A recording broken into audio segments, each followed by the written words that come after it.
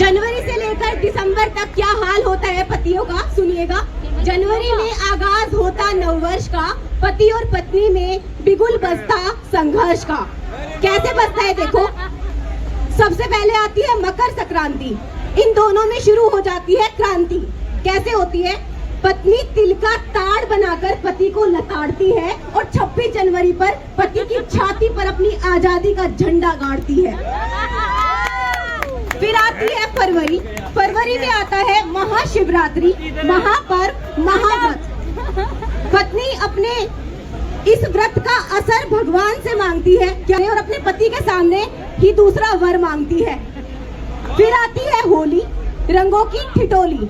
इसमें तो भगवान ही रखवाला होता है क्योंकि पत्नी होती है लाल पीली और पति का मुंह काला होता है। अप्रैल में ये मेरे पति पर किए हुए एक्सपेरिमेंट्स हैं।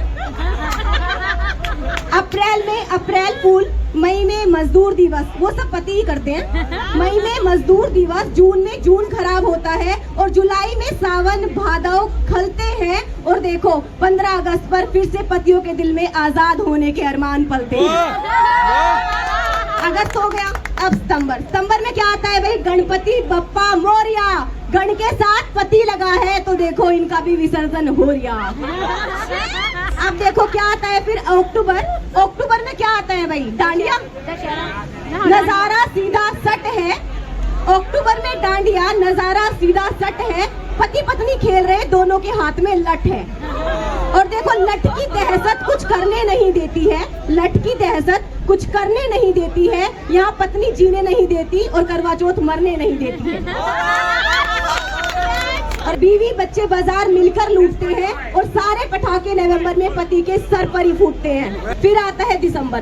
बेचारा पति इन सब चीजों को देखते हुए धार्मिक हो जाता है, वह चर्च जाता है और देखिए जैसे ही वह क्रिसमस पर मत्था टेकता है ईसा मसीह को सूली पर टंगे हुए देखता है। सबकी गति एक, नियति एक। बेचारा पति समझ जाता है, वह सब भूल जाता है और फिर से हैप्पी न्यू ईयर के झूले में झूल जाता है।